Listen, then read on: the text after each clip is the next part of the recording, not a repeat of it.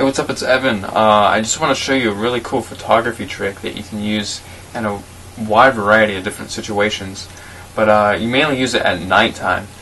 And what you do is you get a flashlight and turn it on. And then what you do is you shut all the lights off. And you set your shutter speed on your camera to maybe half a second to up to 30 seconds or even longer. And then you can shine this flashlight on the subject that you're photographing. And what you also can do is shine the flashlight directly into the camera lens. And when you're moving the flashlight during that period of time, you'll see streaks of light go all the way across your picture. So I just want to demonstrate that to you really quick and just show you what that looks like.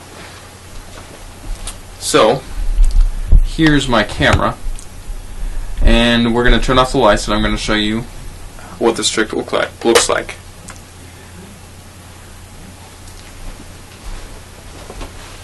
Okay, I don't know if you can see me or not.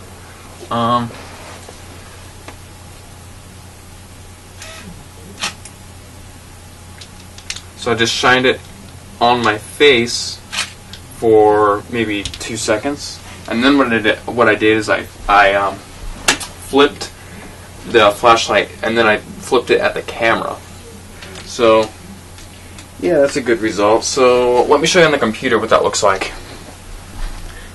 Okay, here's the picture we just took. As you can see, this blue light here was from my computer screen that was off camera, you couldn't see it. And this yellow light back here was the light from the flashlight when it was pointing towards the wall. And the light up here was the flashlight when I had it pointing at the camera. And this was about like a 5-second exposure, I think. And there was also time during this exposure too where I had the flashlight pointing at my face. So we have all these different types of light just coming into this picture. It makes it pretty cool. And I first discovered this technique when I was driving in a car and I was taking a picture of a house with Christmas lights on it. And my hand bumped when I took the picture and I got this picture. This is what came out. And this was years ago, back when digital cameras were first coming out. And I wasn't even into photography back then. But after I discovered this technique, I kept doing it and doing it and doing it. I fell in love with it, and I kept refining it and refining it until I got really, really good. And I also branched out into different areas of photography too, and did different techniques like infrared and stuff like that. And I've put everything that I've learned into an ebook actually. But before I talk about that, I also wanted to tell you that there's so many different light sources that you can use with light painting.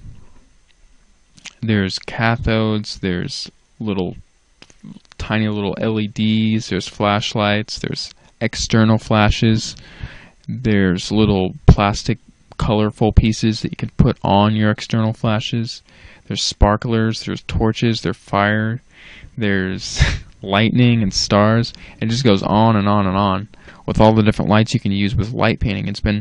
It's like a whole art form in and of itself. And I've made my ebook into 3 different parts. So the light painting and long exposure effects is the first part. And then the second part, because I've been doing this for so long that I've been experimenting with all the different types of different techniques and different tricks and special effects. So that's what the second part is all about.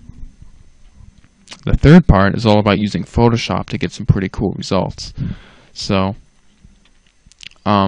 here's a result that you'll learn how to take a picture like this in the second part, which is the trick photography and special effects. That's the title of it. And these photographic effects are very, very different. Not a lot of people use them. And I'll go over things like infrared photography, the draw stay effect, and several others. And now this is another result in part 3 that you'll learn about, and that is using levitation photography.